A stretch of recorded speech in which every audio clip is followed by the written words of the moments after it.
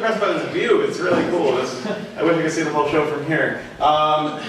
So I got 3 surprises, I think, if I tell this story properly. Let's go. Oh, and I have shit. I have 3 to the definition of a word, but I can't remember. Okay, so this word is limerence. Limerence is an involuntary state of mind which results from a romantic attraction to another person, combined with an overwhelming obsessive need to have one's feelings reciprocated. Okay, so that's a word they came up with it in the 70s. The 70s was the last big decade where they actually analyzed love and sex and stuff. Apparently they figured it out, and we're all good now. Alright, so this is what happened. I used to be a nighttime radio DJ at a public station, and a friend of mine, we were going to go to Toronto to see the Beta Band, which is a fantastic band. It's not around anymore.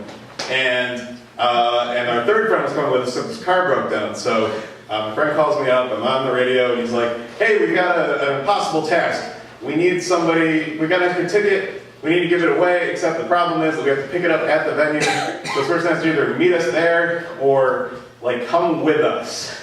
And I'm like, that's not gonna happen. So I get on the radio and I'm like, hey, is there anybody who likes the Beta Band and has nothing to do tomorrow? And then somebody called us up and it's a girl. And I'm like, do you want to go to Toronto with 2 guys who you've never met before to see the band, the Beta Band? You only know one song, it's the one on the High Fidelity soundtrack. She's like, I love that song, and yes, I will go. And that's the first surprise.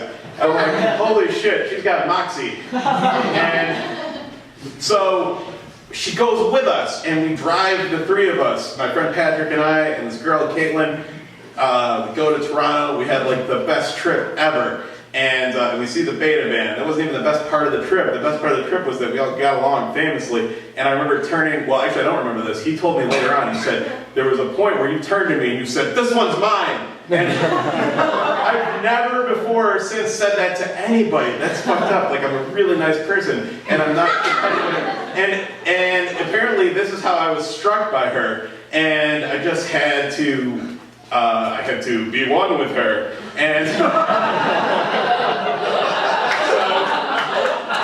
so what happened was, so I became friends with her, or well, I started pursuing her and we became friends, only I didn't think of it as friendship. I thought of it as the preamble to our engagement. And, and she said to me at some point, like, yeah, I don't want to, I mean, like, you're like my best friend now. This has happened, but I don't want to have sex with you, which is like the difference between that and the other thing. And that's really the dividing line.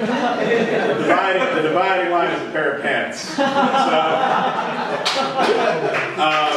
and I could not accept this. Like I tried really hard. Because I didn't want to completely lose her as a person in my life who I could then marry later. So like, I lied to myself, I lied to her about being cool with everything, and this went on really for a period of kind of years. And honestly, it's like the most embarrassing and like just the most torturous, stupid thing that I've kind of done with myself. And then surprise number 2 happens. A couple of things happened at the same time, sort of. Like, she moved away to Australia to go to veterinary school, and then she also ended up getting married. And no, that's fine. Listen, the story's getting good. And the thing that happened was, the other thing that happened was, I had to. The same thing happened to me. Somebody fell in love with me, and I, being a nice person and lying to myself and other people, like I ended up with this other person for like a couple of years, and I wasn't really ever really in love with her.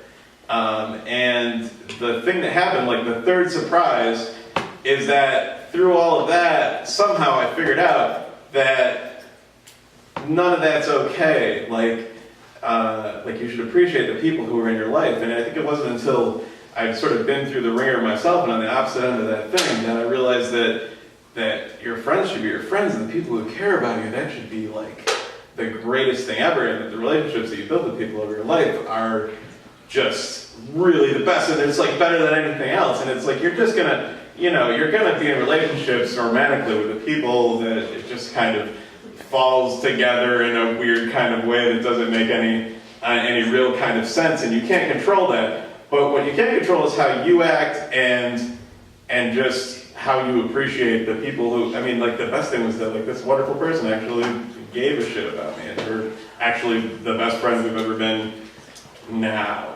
And that's my story. Thanks.